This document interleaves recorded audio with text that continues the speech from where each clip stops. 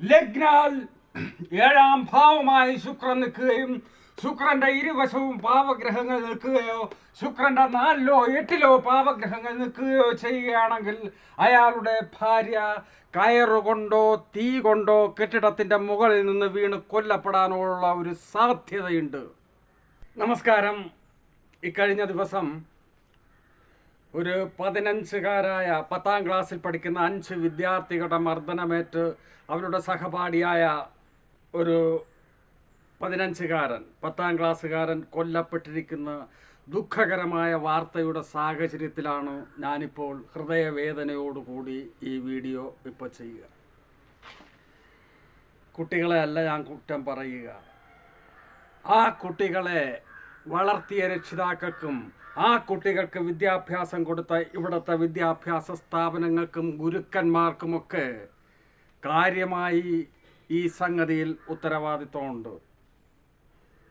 നമ്മുടെ വിദ്യാഭ്യാസ സമ്പ്രദായവും നമ്മുടെ പിള്ളേരെ വളർത്തുന്ന രീതിയുമെല്ലാം മാറണമെന്ന് എന്നേ പറഞ്ഞുകൊണ്ടിരിക്കുന്ന ഒരാളാണ്. ഇവർക്കെല്ലാം ഈ രക്ഷകർത്താക്കൾക്കും ഈ വിദ്യാഭ്യാസ സമ്പ്രദായത്തിനും കണ്ണുനീരിൽ കുതിർന്ന ആദരാഞ്ജലികൾ അർപ്പിച്ചുകൊണ്ട് നമുക്ക് ജ്യോതിഷത്തിലേക്ക് കടന്നു വരാം. ഞാനിന്ന് കഴിഞ്ഞ തവണ പറഞ്ഞു നിർത്തിയിരുന്നത് ഒരല്പം സ്ഫോടനാത്മകമായ ഒരല്പം പരിഭ്രാന്തി പലർക്കും ഉണ്ടാക്കുന്ന വിഷയമാണ്. ലഗ്നാൽ 7ാം ഭാവമായി ശുക്രൻ നിൽക്കുകയും ശുക്രൻ്റെ ഇരുവശമോ ശുക്രൻ്റെ നിൽക്കുന്നതിൻ്റെ 4-8-ലോ പാപഗ്രഹങ്ങൾ നിൽക്കുകയും ചെയ്യുകയാണെങ്കിൽ അയാളുടെ ഭാര്യ കൊല്ലപ്പെടും എന്നാണ് പറഞ്ഞിരുന്നത്. അപ്പോൾ സ്വാഭാവികമായിട്ടും ഈ ഒരു പൊസിഷൻ, ഈ പാപഗ്രഹം എന്ന് പറഞ്ഞ് രാഹു കേതു മാന്തിയൊന്നും എടുത്തു കളയരുത്. രവി കുജൻ മന്ദൻ ഇവരാണ് പാപഗ്രഹങ്ങളെന്ന് പറഞ്ഞു വച്ചിരിക്കുക. അപ്പോൾ ഇങ്ങനെ ഒരു കോമ്പിനേഷൻ വന്നാലും എല്ലാവരും മരിക്കണമെന്നില്ലല്ലോ, അങ്ങനെയൊന്നുമില്ല. അപൂർവങ്ങളായേ അങ്ങനെ വരാറുള്ളൂ. കാരണം ശുക്രൻ ഇതിപ്പം ഇവിടെ നിൽക്കുക, ഈ ലഗ്നത്തിൽ 7ാം ഭാവത്തിൽ നിൽക്കുക ശുക്രനാണ്. ആ പരിഗണന കൊടുക്കണം പാപഗ്രഹങ്ങൾ നിന്നാലും.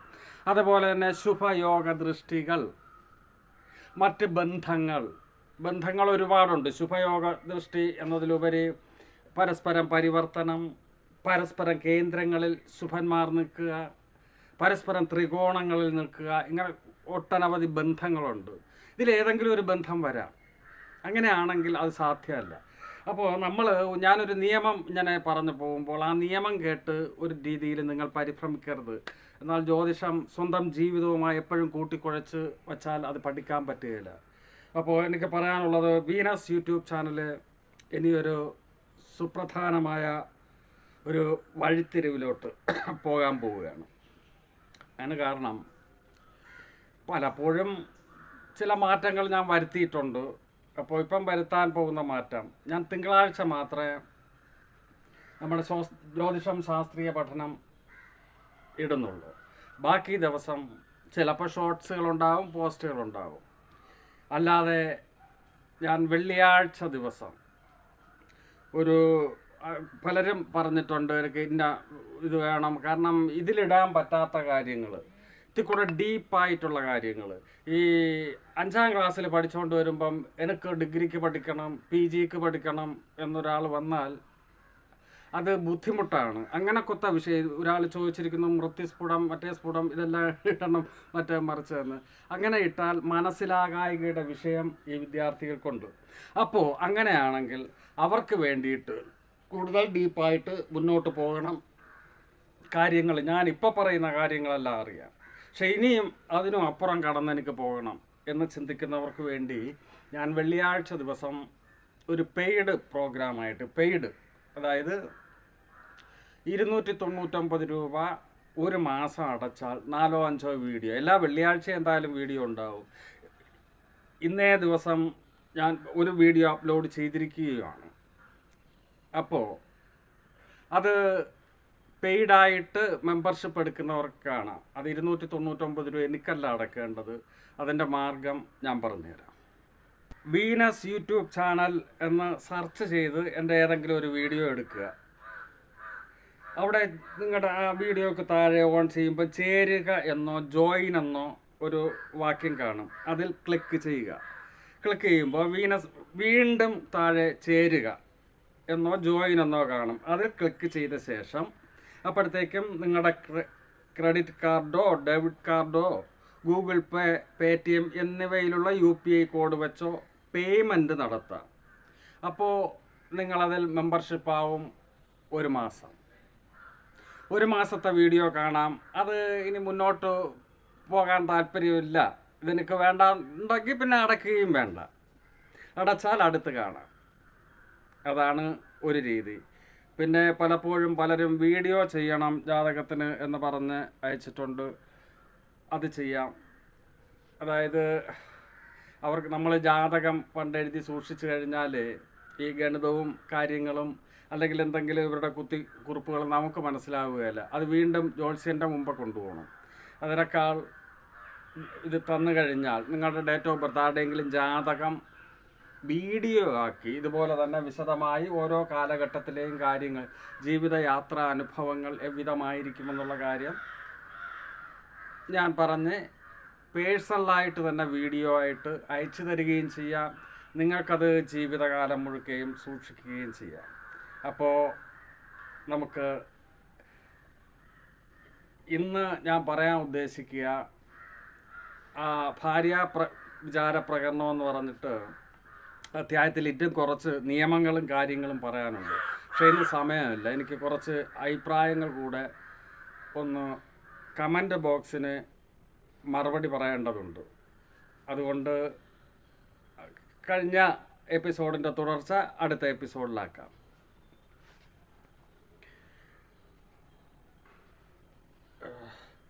ചുരുക്കണ്ട തുടക്കക്കാർക്ക് വിശദമായി പറഞ്ഞാലേ മനസ്സിലാവും എന്ന് പറഞ്ഞാൽ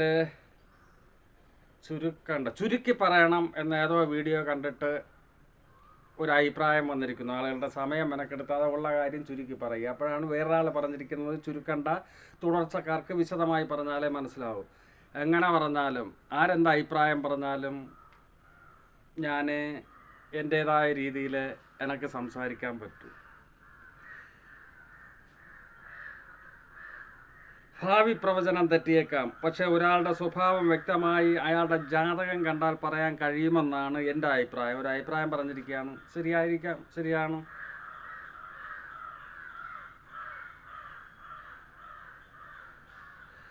ചന്ദ്രനും കുജനും തമ്മിൽ ഒരു രാശിയിൽ യോഗം ചെയ്താൽ അത് ശശി മംഗള യോഗം എന്ന് കേട്ടു. ശരിയാണോ? ശരിയാണ്. ശശി എന്ന് പറഞ്ഞാൽ ചന്ദ്രൻ. കേട്ടിട്ടില്ലേ? ശശികല പാട്ടുകളിൽ ശശി ചന്ദ്രൻ, മംഗളൻ എന്ന് പറഞ്ഞാൽ ചൊവ്വ. അപ്പോൾ ശശി മംഗളയോഗം അത് തന്നെയാണ്. പിന്നെ അതിൻ്റെ ഫലം എന്ന് പറഞ്ഞാൽ നല്ല ഫലങ്ങളും അത് ശശിമംഗളയോഗം മഹത്താണെന്നാണ് ചിലർ പറഞ്ഞിരിക്കുന്നത്. പക്ഷേ ആചാര്യം പറഞ്ഞിരിക്കുക ഈ മന്ത്രവാദ സാധനങ്ങളും പൂജാദ്രവ്യങ്ങളും അത് ഉണ്ടാക്കി വിൽക്കുകയും അല്ലെങ്കിൽ ഹിംസയ്ക്കുള്ള ഉപകരണങ്ങൾ ഉണ്ടാക്കി വിൽക്കുകയും ചെയ്യുക, മാതാവിന് വ്യസനപ്രിയനായിരിക്കുക എന്നൊക്കെയാണ് പറയുക. എന്ന് പറഞ്ഞാൽ അത് 4-ാം ഭാവത്തിൽ മാതാവിൻ്റെ ഭാവം സൂചിപ്പിക്കുന്ന ഒരു ഭാവമുണ്ട്. 4 ലഗ്നാൽ അവിടെ ഒക്കെ അങ്ങനെ വരികയാണെങ്കിൽ മാതാവിന് വ്യസനപ്രിയനായിരിക്കുക. അതാണ്. സാർ, ഞാൻ ആകെ സംശയത്തിലാണ്. ചാരവശാൽ നോക്കുമ്പോൾ ചന്ദ്രൻ്റെ എത്രാമത്തെ രാശിയിൽ നിൽക്കുന്നു എന്നാണ് ഞാൻ പഠിച്ചു വന്നത്. എന്നാൽ സാർ പഠിപ്പിക്കുന്നത് ലഗ്നത്തിൽ ഏത് ഭാവത്തിൽ എന്ന കണക്കിലാണ്. ഏതാണ് സ്വീകരിക്കേണ്ടത്? പല ഗ്രന്ഥങ്ങളിലും പലരും ഇപ്പോഴും പറഞ്ഞുകൊണ്ടിരിക്കുന്നത് ചാരഫലം നോക്കുന്നത് ചന്ദ്രനെ കൊണ്ടാണെന്ന്. അല്ല, ചന്ദ്രനെ കൊണ്ടല്ല. അത് പ്രായോഗിക ജീവിതത്തിൽ ശരിയായി വരുന്നുമില്ല. ലഗ്നത്തിൽ ആണ് നമ്മൾ 1-ാം ഭാവമായി ജാതകത്തിൽ നോക്കുന്നതെങ്കിൽ ചാരവശാലും ലഗ്നാൽ തന്നെ നോക്കണം. അതായത് ലഗ്നാൽ 10-ാം ഭാവപതിയും ലഗ്നാധിപനും 10-മായി ബന്ധപ്പെടുമ്പോൾ തൊഴിൽ സാധ്യത ചിന്തിക്കുന്നു. ലഗ്നാൽ 7-ാം ഭാവവും ഭാവപതിയും ലഗ്നാധിപനുമായി കണക്റ്റഡായി വരുമ്പോൾ വിവാഹകാലം ചിന്തിക്കുന്നു എന്ന് പറഞ്ഞതുപോലെ അത് ചന്ദ്രാലല്ല ചിന്തിക്കുക. ഇത് രാഷ്ട്രീയ ക്ലാസ് ആണെന്ന് അറിഞ്ഞിരുന്നില്ല. ഒരു പാർട്ടിയും കൊള്ളില്ല എന്ന് പറയരുത്. കമ്മ്യൂണിസം ഒഴിച്ച് മറ്റെല്ലാം വളരെ നല്ലത്. കമ്മ്യൂണിസവും വലിയ കുഴപ്പമാണോ? കമ്മ്യൂണിസ്റ്റുകാരൻ എല്ലാത്തിലും നല്ലതും പൊല്ലാത്തതും ഉണ്ട്. കൂടുതൽ കൊള്ളരുതാത്തവന്മാർ കമ്മ്യൂണിസ്റ്റ് പാർട്ടിയിലാണ്. ബാക്കി എല്ലാം നല്ല പാർട്ടി എന്നും പറയാൻ പറ്റില്ല. എല്ലാത്തിലും നല്ലതും പൊല്ലാത്തതുമുണ്ട്. അപ്പോൾ നമ്മൾ പക്ഷം ചേരാതെ, ഇതിപ്പം രാഷ്ട്രീയം നമുക്ക് ഒഴിച്ചുകൂടാൻ പറ്റില്ല. ഈ ജനാധിപത്യ രാജ്യത്ത് ഈ രാഷ്ട്രീയത്തിലൂടെയാണ് നമുക്ക് നിയമങ്ങളും നേതൃത്വങ്ങളും തരുന്ന ഒരു ഉന്നതങ്ങളിൽ നിന്ന് നമ്മെ ഭരിക്കുക. അപ്പോൾ അവിടെ വിവേകമുള്ളവനെ അങ്ങോട്ട് കടത്തിവിടേണ്ടിയിരിക്കുന്നു. അപ്പോൾ തീർച്ചയായിട്ടും എപ്പോഴും ഇതിനെതിരെ വിമർശനങ്ങൾ ഉണ്ടായിക്കൊണ്ടിരിക്കും. ഇത് രാഷ്ട്രീയ ക്ലാസ്സാണെന്ന് അറിഞ്ഞിരുന്നില്ല എന്ന് പറഞ്ഞാൽ, ക്ലാസ്സിൽ ജ്യോതിഷം മാത്രമേ പറയാവുന്ന ഒരു നിയമമില്ലല്ലോ. മാത്രവുമല്ല, ഇത് വേറൊരാളുടെ ചാനലല്ല. ഇത് ഞാൻ സ്വന്തമായിട്ട് ആർക്കും നടത്താം, ഒരു പൈസയില്ലാതെ എന്നതുപോലെ ഞാൻ നടത്തുന്നു. രാഷ്ട്രീയം, ഫിലോസഫി, മറ്റ് ചില വർത്തമാനങ്ങൾ, ഏത് വർത്തമാനവും വകതിരിവോടെ ഉള്ളതാണെന്ന് എനിക്ക് തോന്നിയാൽ ഞാൻ പറയും. അതുകൊണ്ട് എൻ്റെ വർത്തമാനത്തിന് കൂച്ചു വിലങ്ങിടാൻ വരണ്ട എന്നർത്ഥം.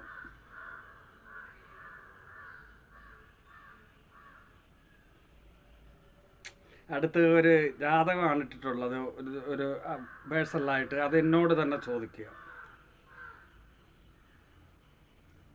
ജ്യോതിഷമെന്ന മഹാസത്യം പഠിപ്പിക്കുന്നത് വളരെ ഉചിതമായ രീതിയിൽ ഒന്നിൽ പഠിക്കുന്ന കുട്ടികൾക്ക് വേണമെങ്കിൽ മനസ്സിലാക്കാം. വളരെ നന്ദി. മകരലഗ്നത്തിൻ്റെ 7ാം ഭാവത്തിൽ കർക്കിടകത്തിൽ കുജൻ നീചനല്ലേ? ഞാൻ ഏതോ വീഡിയോയിൽ ഉച്ചനെന്ന് പറഞ്ഞു പോയി. നീചനാണ്. അടുത്ത് കന്നി ലഗ്നക്കാർക്ക്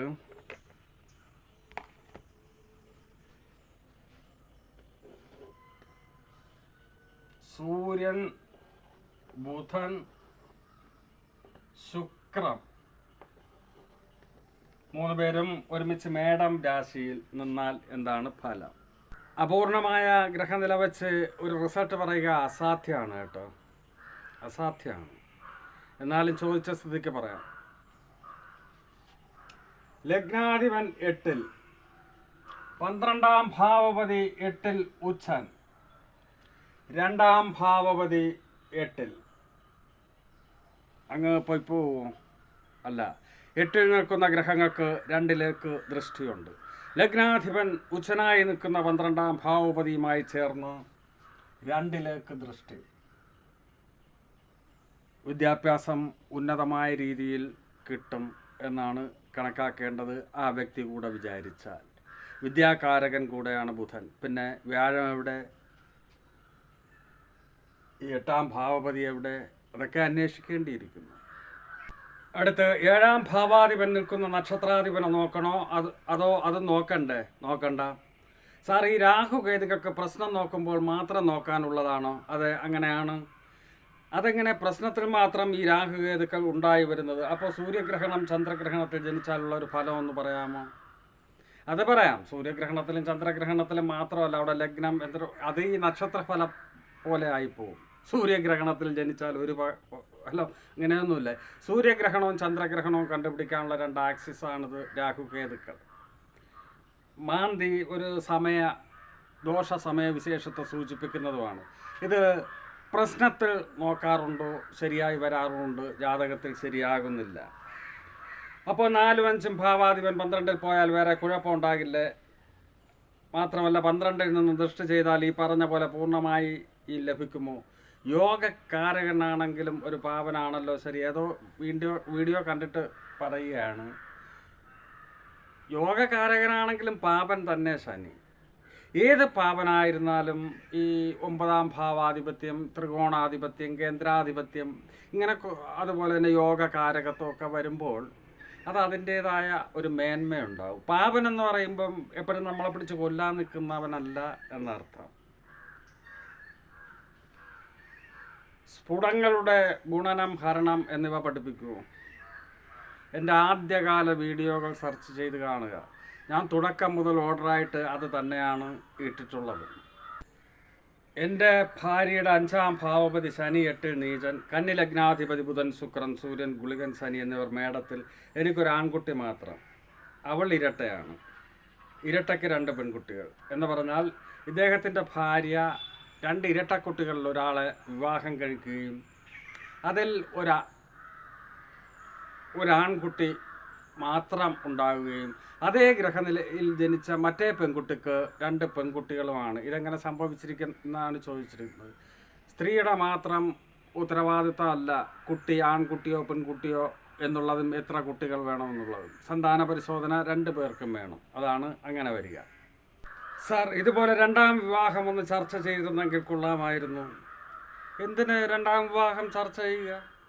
ഒന്ന് കെട്ടി വശക്കേടായി, 2ാമതും നമ്മൾ കെട്ടും, അതും വശക്കേടായി, 3ാമതും കെട്ടും. അത്രയും ലൈറ്റായിട്ട് കണ്ടാൽ മതി. ഞാൻ എപ്പോഴും പറഞ്ഞിട്ടുള്ളതാണ്, ഈ വിവാഹം ഒരു സെൻറ്റിമെൻസിൻ്റെ തലങ്ങളിലേക്ക് കടന്ന് ഒരു ആനക്കാര്യമായിട്ട് കാണരുത്. കണ്ടാൽ കുഴയും. 2 പേരും സെൽഫ് സ്റ്റാൻഡായി നിന്നുകൊണ്ട് പരസ്പരം ആദരവോടെയും ബഹുമാനത്തോടെയും പരസ്പരം അംഗീകരിച്ചും പരസ്പരം അടിമപ്പെടുത്താതെയും ഇൻഡിപെൻഡൻ്റായിട്ട് ജീവിക്കുന്നിടത്ത് സുന്ദരം സുരഭിലവും പ്രേമസുരഭിലവുമാകും.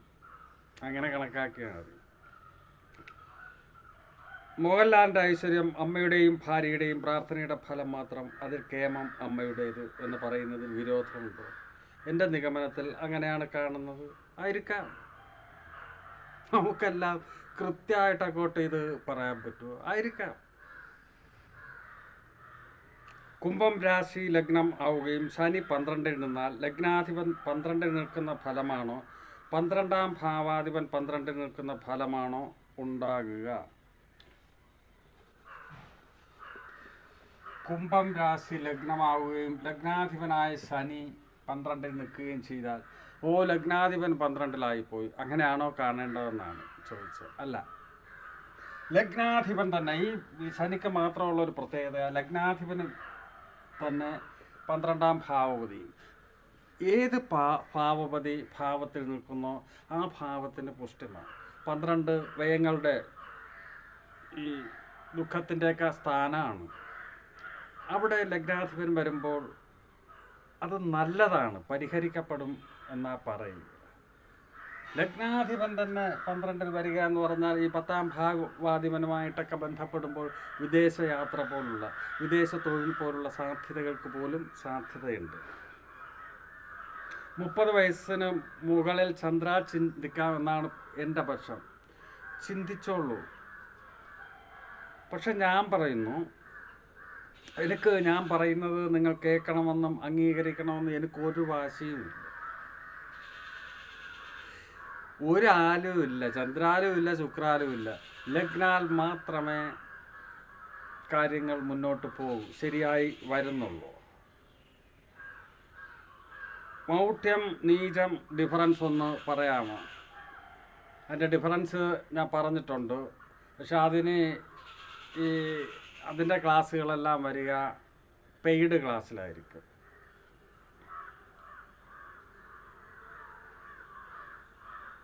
ഒരു ഗായകൻ ഗായകി ജാതകത്തിൽ ഗ്രഹനില എങ്ങനെ ആകണമെന്ന് ഏകദേശ രൂപം പറഞ്ഞു തരുമോ സാർ? അതും ഇനി ഗ്രഹനില അവലോകനങ്ങൾ ആരുടെ ആയിരുന്നാലും ഇതൊക്കെ പറയും. ഗ്രഹനില അവലോകനങ്ങൾ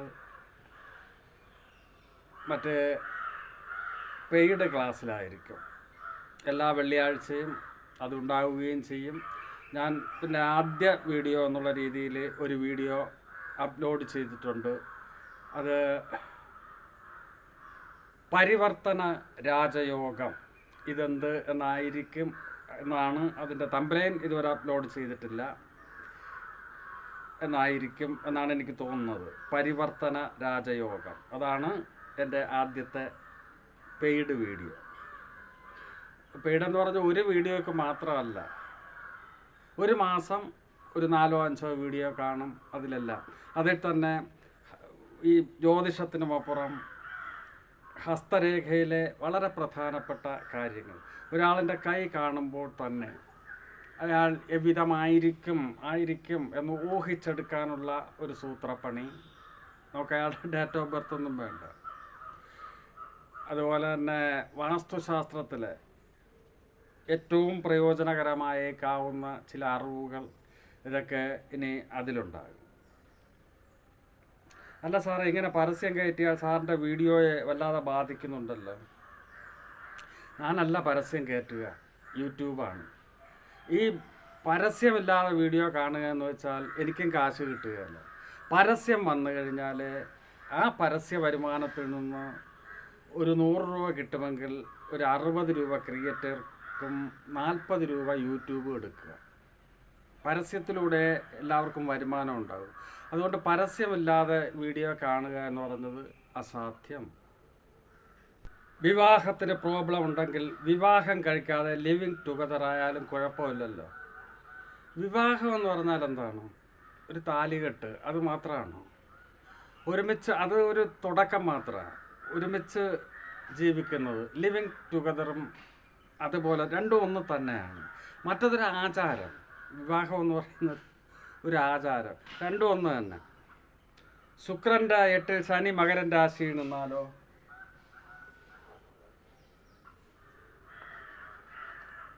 ശുക്രൻ്റെ 8 മകരൻ രാശി നിൽക്കുക എന്ന് പറഞ്ഞാൽ ഇതുകൊണ്ട് മാത്രം എന്തെങ്കിലും ചെയ്യാൻ പറ്റില്ല, പറയാൻ പറ്റില്ല. ലഗ്നം എവിടെ, ലഗ്നാധിപൻ എവിടെ, മറ്റ് ഗ്രഹങ്ങൾ എവിടെ? ഞാൻ ഒരുപാട് തവണ പറഞ്ഞിട്ടുള്ളതാണ്, ഒരു കാര്യം കൊണ്ട് ഒന്നും പറയാൻ പറ്റില്ല എന്ന്.